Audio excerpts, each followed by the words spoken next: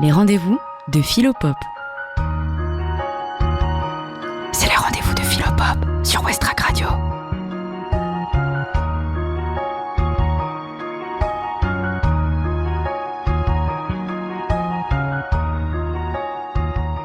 Bonjour à tous.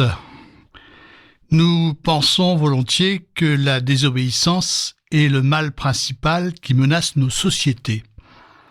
Nous pensons qu'elles ne peuvent vivre en paix et en sécurité quand les hommes sont nombreux à désobéir aux lois. Nous pensons que la désobéissance ouvre au règne illimité des passions égoïstes, au triomphe des instincts brutaux, et que seul l'apprentissage de l'obéissance permet aux hommes de s'éloigner de la sauvagerie et d'accéder à la civilisation. Pourtant, l'expérience du XXe siècle, celle des guerres mondiales, des régimes totalitaires et de grands génocides, ne met-elle pas en cause cette conviction ? Le problème majeur, est-ce vraiment la désobéissance ? N'est-ce pas plutôt l'obéissance ? Comme le notait l'historien américain Howard Zinn lors d'un discours qu'il prononça en 1970 à l'université de Baltimore. Howard Zinn avait participé, avec d'autres opposants, à la politique du gouvernement américain par un sit-in pour empêcher, il avait participé à un sit-in pour empêcher la circulation de cars qui transportaient des conscrits jusqu'à l'aéroport où ceux-ci devaient être embarqués ensuite pour la guerre du Vietnam. Cet acte de désobéissance civile valut à Howard Zinn quelques jours de prison. Alors ici, je citerai un extrait de son discours. La désobéissance civile n'est pas notre problème. Notre problème, c'est l'obéissance civile.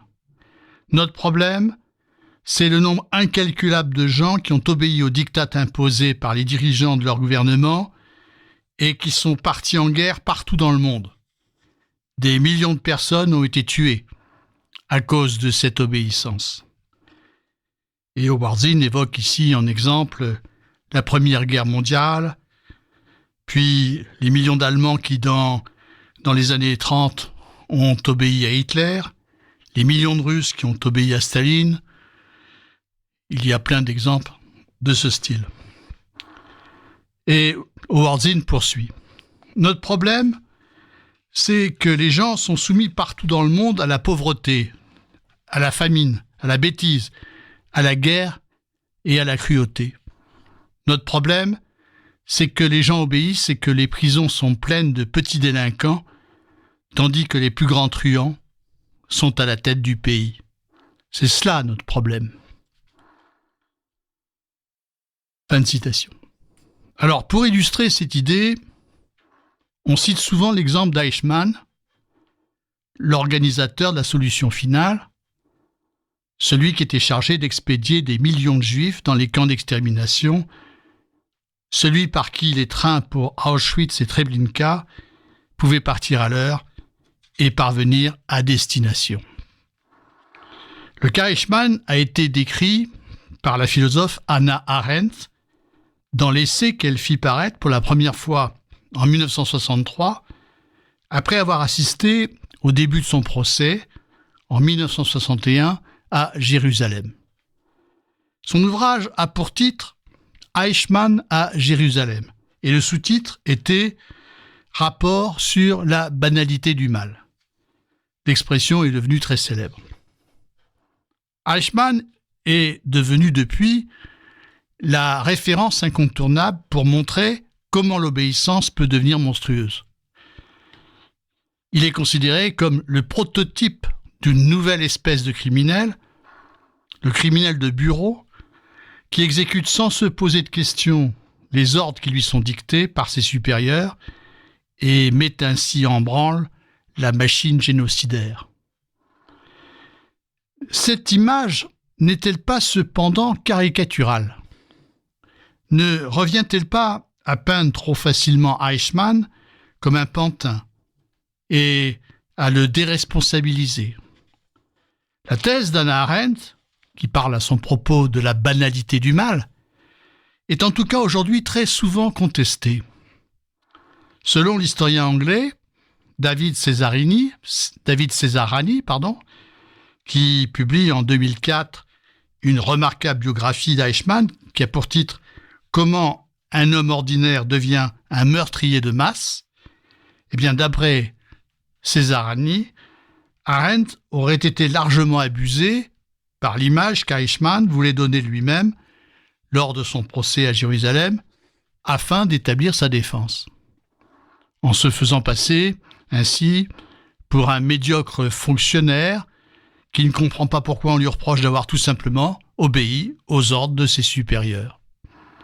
Plus récemment, l'historien Johann Chapoutot, dans un ouvrage intitulé « La révolution culturelle nazie », reprend la critique de Cesarani et il lui ajoute que, marqué par l'influence de son maître et ami, le philosophe Heidegger, Arendt trouve en Eichmann une confirmation de sa lecture du monde contemporain. Un monde où l'homme ne pense pas. Un monde où il ne s'interroge pas sur les fins de son action, mais se borne à fonctionner et à calculer seulement les moyens d'exercer son activité. Ainsi, à trop vouloir dissiper l'image du monstre, du pervers sadique auquel on s'attendait qu'Eichmann corresponde, eh bien, Arendt serait tombé en définitive dans l'image inverse d'un Eichmann bureaucrate insignifiant, pâle fonctionnaire, exécutant docilement les ordres de ses chefs. Et cette image reviendrait en définitive à passer largement à côté de son engagement nazi et à le déresponsabiliser. Ainsi, notre question sera la suivante. Qu'en est-il réellement de l'obéissance monstrueuse qui fut celle d'Eichmann? Quels sont les véritables ressorts de cette obéissance? A-t-il été un exécutant docile? Son obéissance a-t-elle été une obéissance quasi robotique, comme l'aurait pensé Hannah Arendt, selon le résumé de sa thèse qu'en font Cesarani et Chapoutot? La banalité du mal n'est-elle qu'une forme d'obéissance déresponsabilisante? Alors il me semble que cette lecture de la thèse d'Hannah Arendt est réductrice. Elle ne tient pas vraiment compte de sa démonstration. Et c'est ce que je voudrais montrer dans cette émission. C'est pourquoi je m'efforcerai de la restituer en relisant surtout avec attention le chapitre 8 de son ouvrage. Il me semble que les critiques qui visent la thèse d'Arendt sur la banalité du mal tombent à côté de son propos et qu'elles sont en revanche beaucoup plus appropriées à l'œuvre de Günther Anders, qui fut le premier époux d'Hannah Arendt avant-guerre et qui adressa 2 lettres ouvertes au fils d'Eichmann, Klaus Eichmann. La première fut écrite en 1964 et la deuxième 25 ans plus tard, en 1988. Les écrits de Günther Anders sur la question sont regroupés dans un petit ouvrage qui a pour titre « Nous, fils d'Eichmann », qui est édité dans la collection Rivage. C'est incontestablement dans les textes de Günther Anders qu'on trouvera l'image d'un Eichmann bureaucrate insignifiant, exécutant sans état d'âme les ordres de ses supérieurs. La réflexion d'Anders est par ailleurs inséparable d'une critique de la puissance déshumanisante de notre modernité technique, dont on ne trouve pas trace dans Eichmann à Jérusalem, quoi qu'ait écrit par ailleurs dans d'autres œuvres Hannah Arendt sur le monde contemporain. Comme on le verra, la confrontation des 2 œuvres, celle d'Arendt et celle d'Anders, est très, très instructive.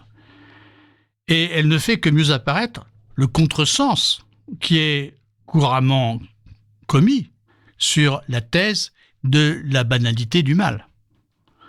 Mais entrons d'abord dans la lecture du texte d'Hannah Arendt.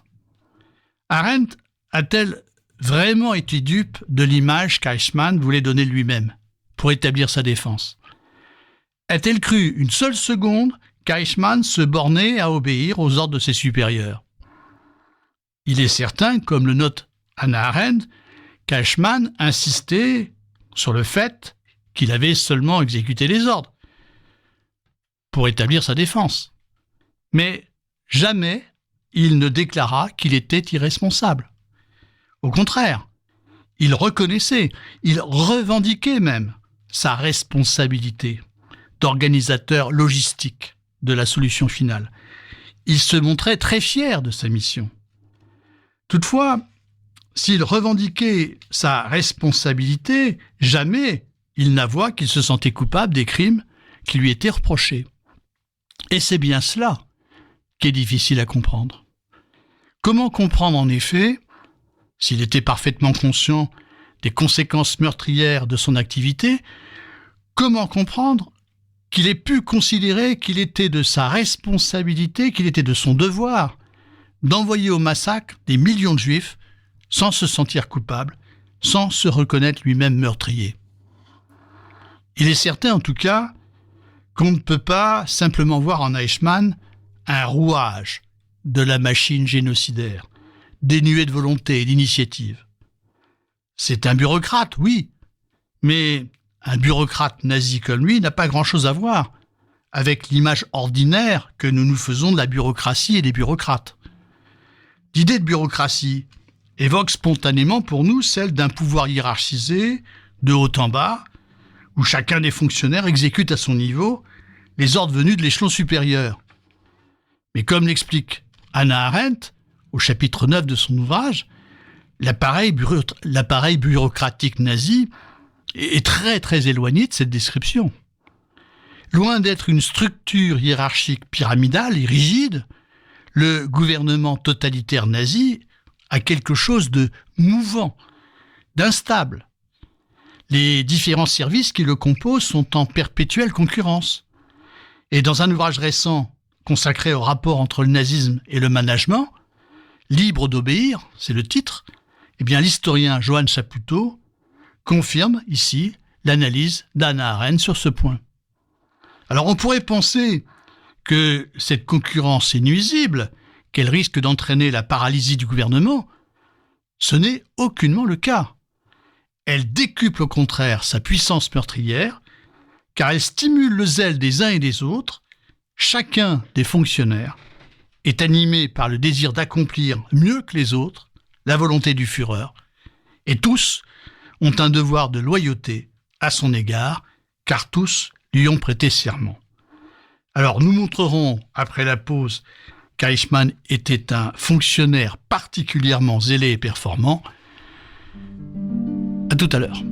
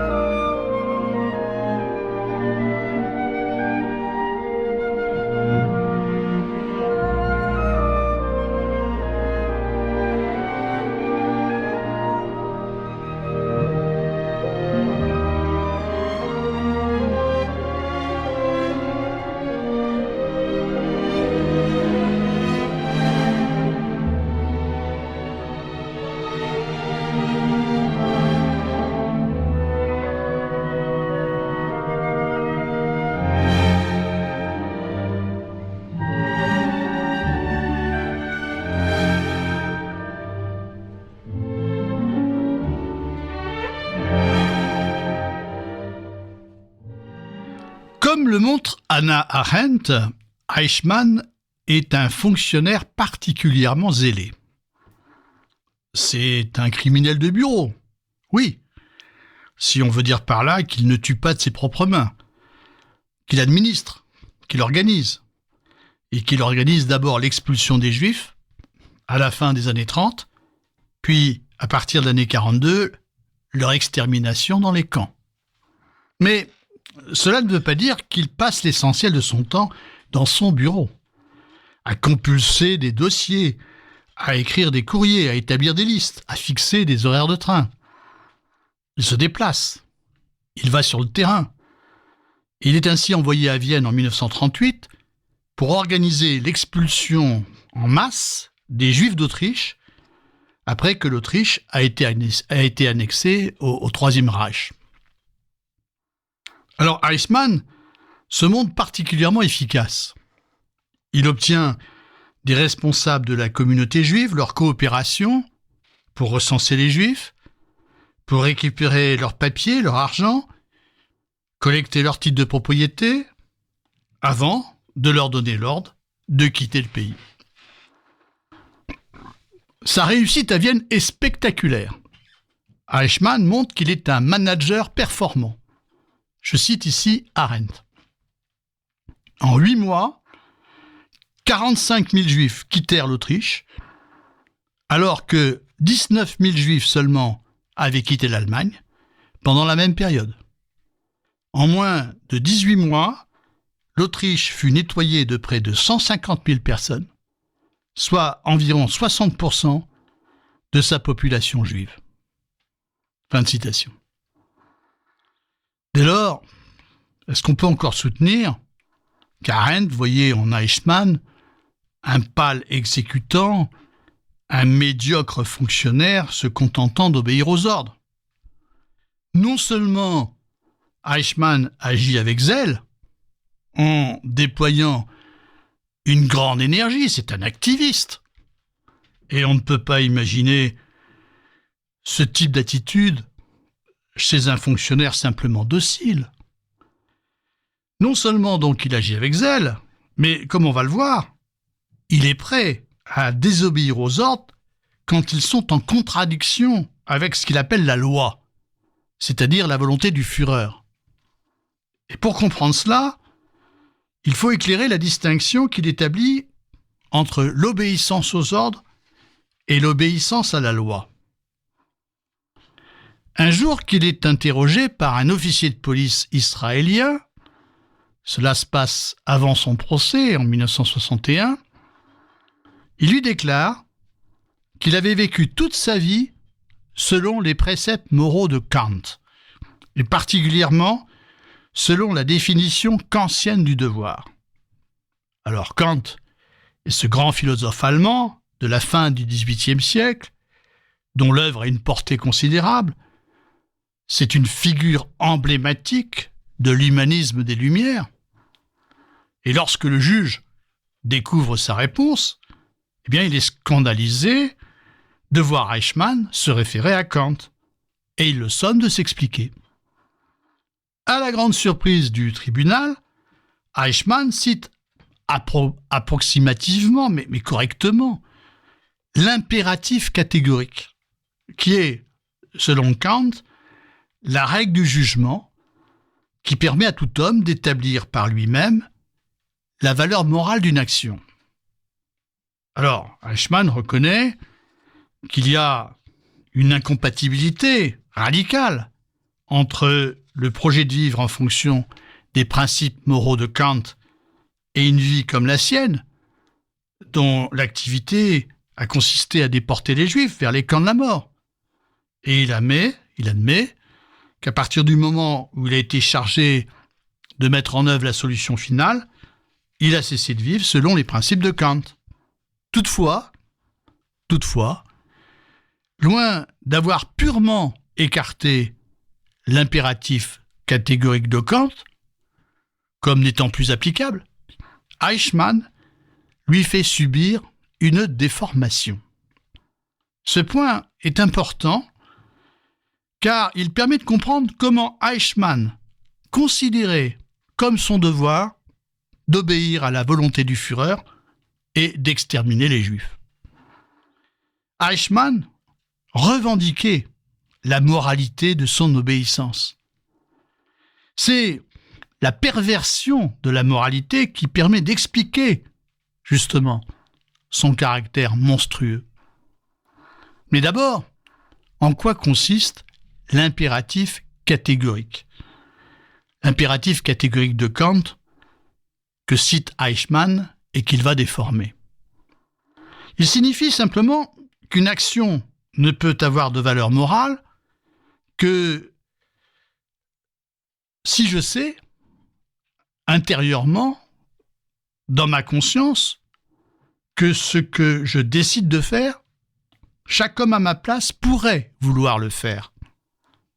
Ainsi, une action est immorale à l'inverse si je ne peux pas vouloir que ce que je décide de faire devienne une loi universelle, une loi qui vaut pour tous. L'impératif catégorique est ainsi une règle d'universalité. Je prendrai quelques exemples. Un voleur. Un voleur sait spontanément que ce qu'il s'apprête à faire est immoral. Il ne peut pas vouloir à un monde où les hommes auraient tous le droit de voler. Il sait que s'il vole, il transgresse la loi morale. Deuxième exemple, un assassin.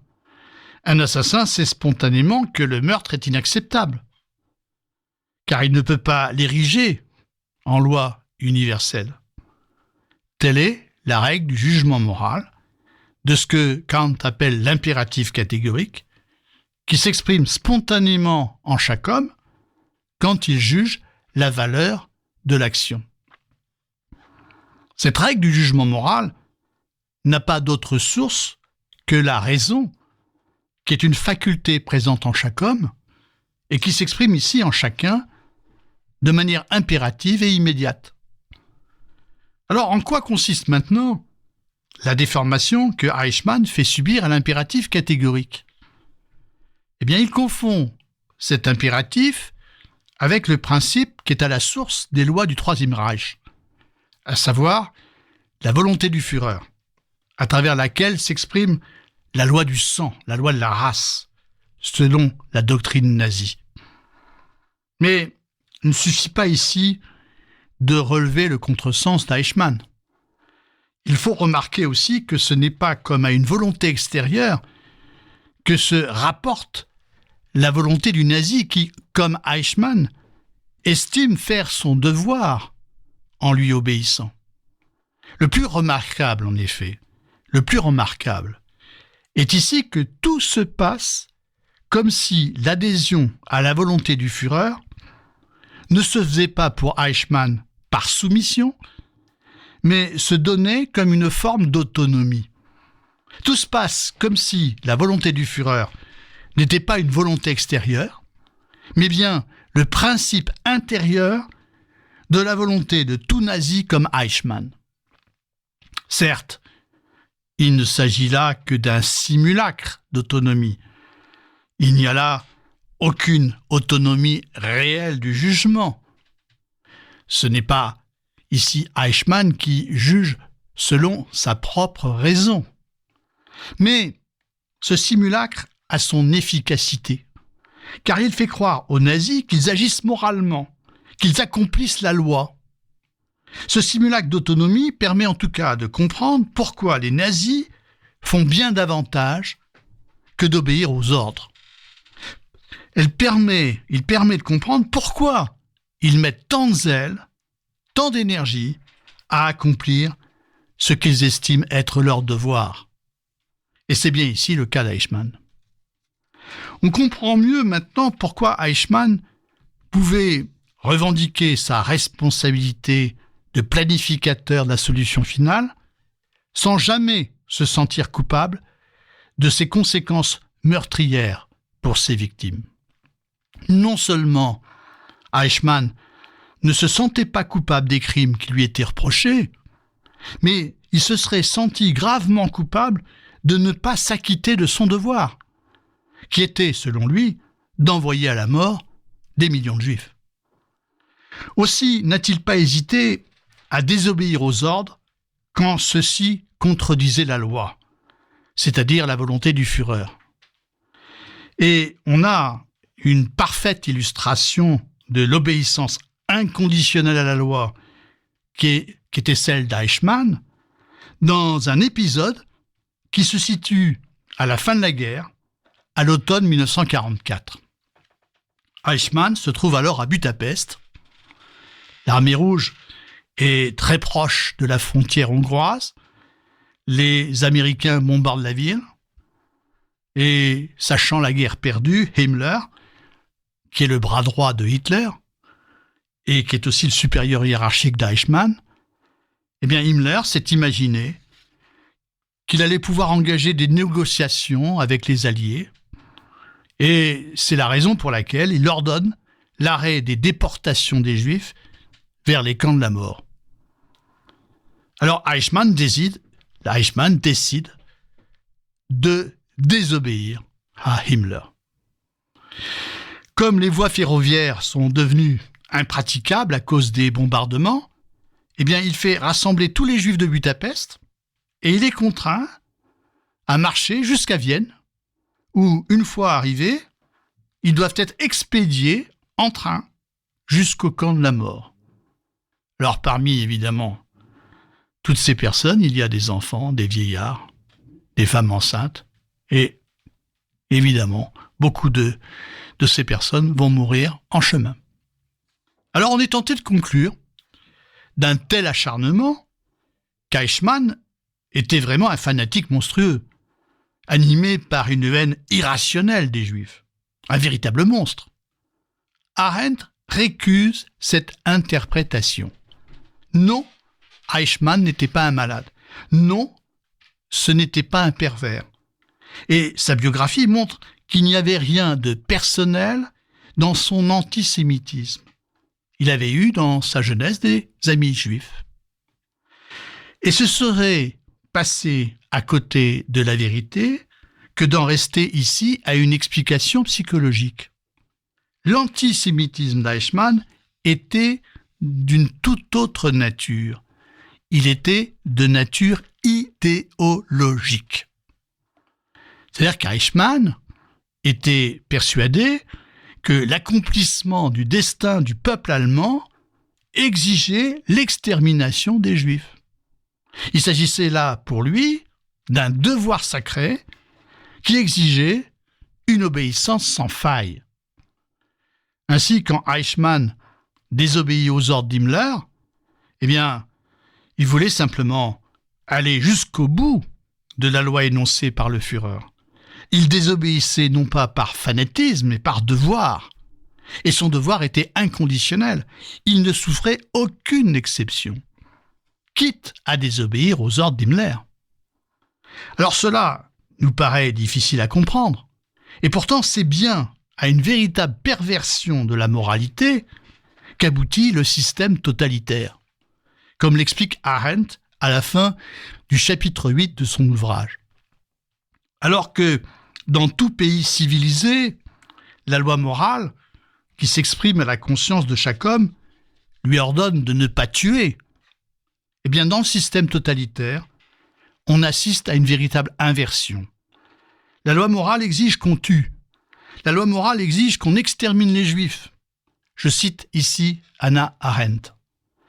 La loi du pays d'Hitler exigeait que la voix de la conscience dise à chacun « tu tueras », même si les organisateurs du massacre savaient parfaitement que le meurtre va à l'encontre des désirs normaux et des penchants de la plupart des gens. Fin de citation. Alors cette perversion de la loi, qui se traduit par une inversion de la conscience morale, cette perversion de la loi ne s'effectue pas du jour au lendemain. Pour qu'elle se produise, il faut la mise en place d'un système totalitaire, il faut la domination de l'idéologie totalitaire qui affirme la suprématie de la race aryenne. Mais même dans ce contexte, il faut encore du temps pour qu'elle se réalise. Et ici, Hannah Arendt est attentive à l'itinéraire d'Eichmann. Elle veut comprendre de quelle manière, par quelles étapes, s'opère en lui cette inversion de la conscience morale. Je cite son propos. « Combien de temps faut-il à une personne ordinaire pour vaincre sa répugnance innée au crime et que lui arrive-t-il exactement une fois qu'elle a atteint ce stade ?» Voilà la question qu'elle se pose au chapitre 6 et qu'elle traite jusqu'à la fin du chapitre 8. Avant de devenir, à la fin des années 30, le chef du bureau spécialiste de la question juive, Eichmann n'avait jamais envisagé qu'on pût un jour exterminer les Juifs. Qu'on pût les expulser, oui, mais pas les exterminer. Quand il apprit par Heydrich, en septembre 1941, l'ordre du Führer d'exterminer physiquement tous les Juifs, il fut vraiment désemparé et même déprimé. Et il faut attendre la conférence de Wannsee en janvier 1942, où le projet d'extermination est arrêté et sa mise en œuvre programmée, pour que se produise en lui un véritable basculement moral. À partir du moment où il vit que les élites du régime, les généraux, les hauts fonctionnaires, les ministres, adhéraient au projet de la solution finale, eh bien Eichmann fut libéré de tout état d'âme et de tout scrupule. Il fut allégé d'un poids. À partir de cette conférence, à laquelle il assista, eh bien, il ne se posa plus de problème de conscience. Son esprit pouvait désormais être entièrement mobilisé pour son travail d'organisation et d'administration de la solution finale. Alors, les nazis savaient parfaitement qu'il n'est pas facile à un homme normalement constitué. Évidemment, on ne compte pas là-dedans les vrais pervers. Il n'est pas facile à un homme normalement constitué de vaincre sa répugnance pour le crime et de participer sans obstacle intérieur à l'extermination des Juifs. Il le savait. Ainsi, ils mirent en œuvre des procédés destinés à anesthésier la conscience morale de l'homme ordinaire afin de lui permettre d'intérioriser pleinement la loi totalitaire qui parle à travers la volonté du Führer et qui exige qu'on extermine les Juifs. Alors, après la pause, nous verrons quels étaient ces procédés.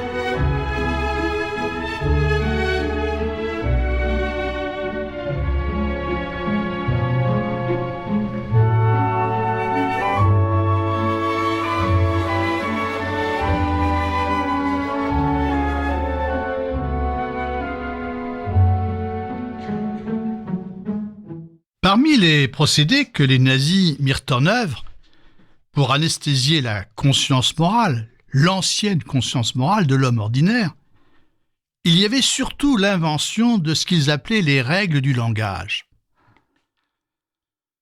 C'est-à-dire les règles d'un langage codé, dont la fonction était de camoufler la réalité de l'extermination, et de la désigner d'une manière aseptisée. Ainsi, ils firent disparaître des documents officiels, des circulaires, tous les mots comme extermination ou liquidation, qui auraient vraiment nommé les choses. À la place, ils écrivaient solution finale, traitement spécial. Les déportations étaient rebaptisées réinstallation. Ces formules ne permettaient pas seulement de camoufler la réalité, elles permettaient aussi de se mettre à distance des restes de pitié et de répugnance pour le crime que l'on pouvait encore éprouver. Il fallait donc également occulter la réalité aux yeux des exécutants de la solution finale. Il fallait faire en sorte de neutraliser en chacun toutes les émotions, tous les sentiments qui auraient pu raviver l'ancienne conscience morale. Il fallait faire en sorte que seule subsiste une approche neutre, une approche technique de l'extermination à accomplir, une approche détachée de tout jugement moral. C'est par là sans doute qu'on peut le mieux saisir ce que Hannah Arendt appelle la banalité du mal. Eichmann ne tuait pas par sadisme, il tuait par idéalisme. Et dans son vocabulaire, un idéaliste, c'est un homme qui vit pour son idée. C'est un homme qui est prêt à tout sacrifier pour son idée. C'était exactement le cas d'Eichmann. C'est son idéalisme qui lui fit considérer l'extermination des Juifs comme un devoir sublime. Il avait la conviction d'être engagé dans l'accomplissement d'un destin grandiose, dans une œuvre surhumaine, exigeant qu'on lui sacrifie tout. Ce que Hitler avait nommé, par un slogan, la bataille du destin pour le peuple allemand. Ainsi, l'idéologie totalitaire nazie produisait en lui comme une véritable saturation de son champ de conscience. L'idéologie totalitaire engendrait ce que Hannah Arendt appelle l'absence de pensée en Eichmann. Cette absence de pensée qui est constitutive, selon elle, de la banalité du mal. Alors, qu'est-ce qu'il faut entendre par là ? Non pas, comme le précise elle-même Hannah Arendt, une forme de stupidité. L'absence de pensée, ce n'est pas la stupidité. L'absence de pensée se manifeste par des clichés, des stéréotypes. C'était la manière de s'exprimer d'Eichmann. Elle montrait ainsi que le mal le plus monstrueux, le mal le plus extrême, comme l'extermination de 6 millions d'hommes, n'est pas accompli par des hommes démoniaques, par des monstres, mais par des hommes comme Eichmann, tout à fait ordinaires, qui l'accomplissent d'autant mieux qu'ils ont décidé de ne plus se poser de questions, de ne plus réfléchir aux conséquences de leurs actes, de s'absenter en quelque sorte d'eux-mêmes. Par là, l'absence de pensée d'Eichmann n'est pas non plus une forme d'obéissance aveugle, une forme d'obéissance quasi robotique, comme on le dit souvent. Elle est le choix d'un homme qui ne veut plus avoir à penser, parce qu'il adhère corps et âme à l'idée totalitaire, parce que pour la faire triompher dans le monde, il faut déjà la faire triompher en lui. L'absence de pensée n'est donc pas une forme de déresponsabilisation, en quelque sorte subie. Elle est au contraire le choix de se déresponsabiliser, de se rendre indifférent au mal qu'on accomplit pour mieux l'accomplir. Et de ce choix, Eichmann était coupable, pour Arendt. Un épisode relaté par Hannah Arendt à la fin de son ouvrage permet d'illustrer ce qu'elle appelle l'absence de pensée d'Eichmann.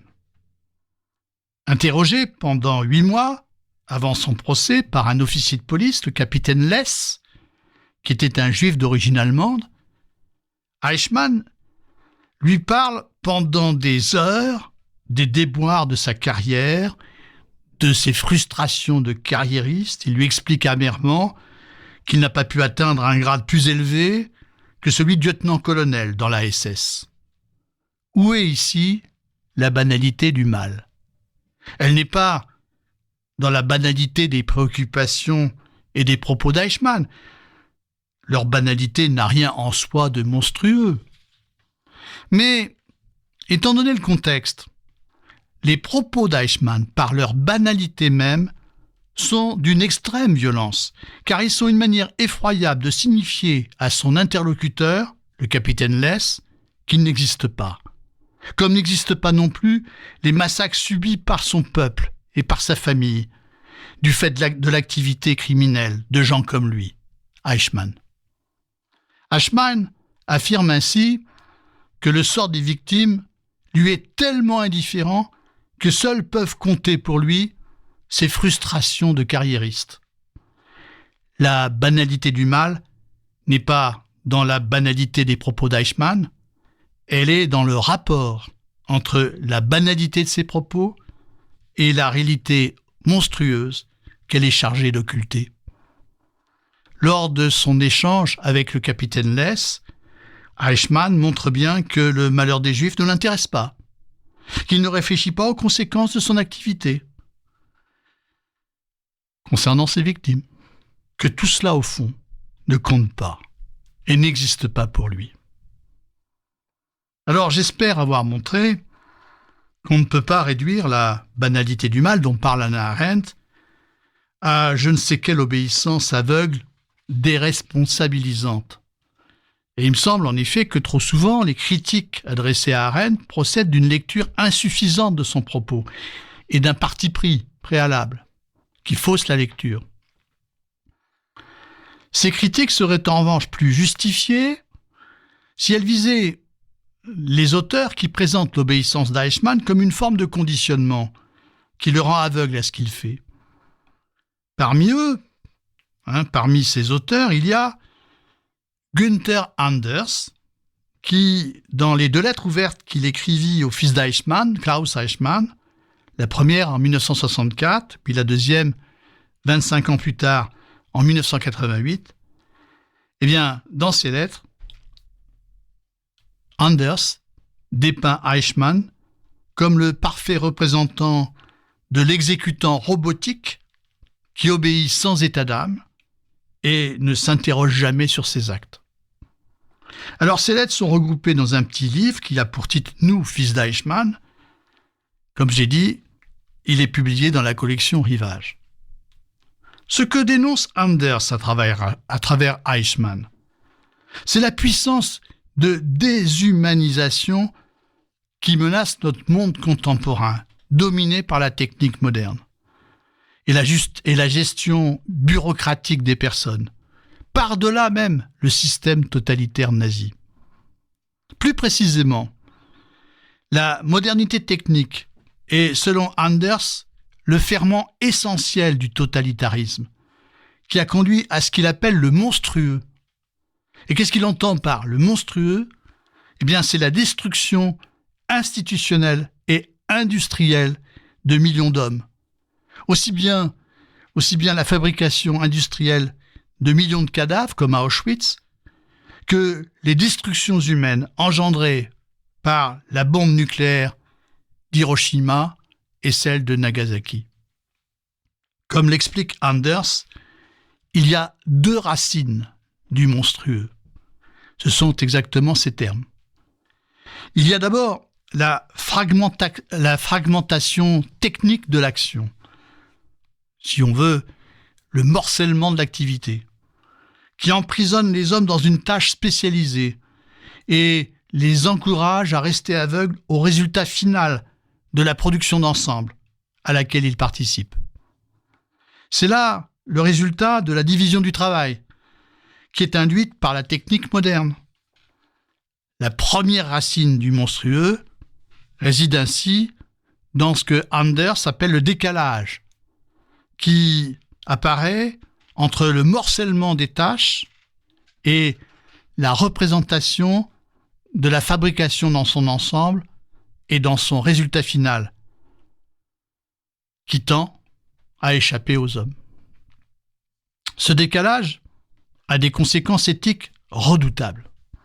Le monde moderne de la technique fabrique en effet des individus moralement anesthésiés, qui ne mesurent pas la portée de ce qu'ils font, qui ne mesurent pas la portée, finalement, de l'ensemble auquel ils contribuent. Et c'est ici que la réflexion sur le cas Eichmann a tout son intérêt.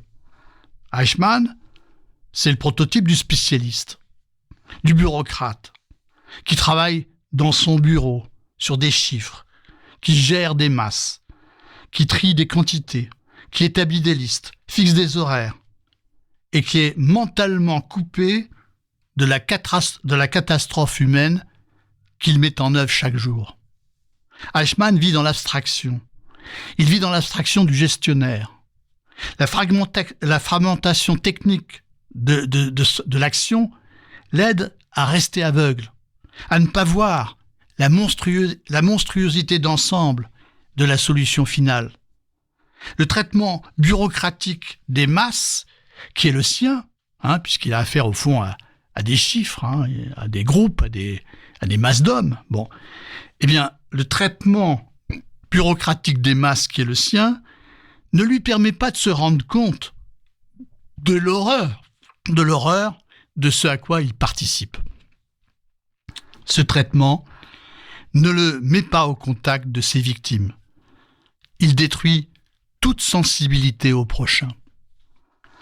La deuxième racine du monstrueux, c'est la domination toujours plus grande de la technique, qui colonise de plus en plus l'existence humaine, qui soumet les hommes de plus en plus à sa puissance. Je cite Anders. « Notre monde actuel, dans son ensemble, se transforme en machine. Il est en passe de devenir machine. » Évidemment, quand on pense aujourd'hui à l'importance du numérique, on ne peut que s'inquiéter de se devenir machine. Ainsi, le monde tend de plus en plus à transformer les hommes en simples rouages de la machine. Et c'est au point qu'il faut se demander, dit Anders, si nous ne sommes pas tous les fils d'Eichmann, en vérité, si nous ne sommes pas en passe de devenir nous-mêmes des Eichmann, c'est-à-dire des rouages du système que nous ne dominons pas et qui risquent de nous faire participer à la fabrication du monstrueux. J'ai résumé ici à grands traits la thèse de Günther Anders. On mesure toute la différence avec celle d'Hannah Arendt. Je récapitule. Arendt n'efface aucunement la responsabilité d'Eichmann. La banalité du mal n'est pas, selon elle, l'obéissance bornée et aveugle d'un médiocre fonctionnaire qui se contente d'exécuter des ordres. Arendt insiste au contraire sur l'engagement des zélés d'Eichmann. Elle souligne le caractère proprement monstrueux de son engagement, par lequel il revendique la moralité de ses actions et s'absente par choix de toute interrogation sur les conséquences meurtrières de son activité pour ses victimes. Anders tend au contraire à déresponsabiliser Eichmann. Eichmann n'est pas selon lui monstrueux de son seul fait, par son initiative. C'est le système auquel il participe et dont il est le rouage qui est surtout monstrueux, en fabriquant des hommes qui n'ont plus seulement que des préoccupations techniques et qui deviennent indifférents à toute humanité. Il reste que ce débat entre Arendt et Anders n'aurait jamais pu avoir lieu avant le XXe siècle. Il a fallu l'horreur des guerres mondiales, des systèmes totalitaires, des génocides pour qu'on mesure, comme le fait Howard Zinn, que je citais au début, pour qu'on mesure ce que l'obéissance peut avoir de monstrueux lorsqu'elle engendre des effets destructeurs à l'échelle collective, en ce qu'elle met en danger l'existence de millions d'hommes. Chers auditeurs de Westrack, l'émission est maintenant terminée. J'indique sur le plan de l'émission qui accompagne le podcast quelques lectures possibles pour poursuivre la réflexion. Je vous remercie de votre attention et vous dis à très bientôt.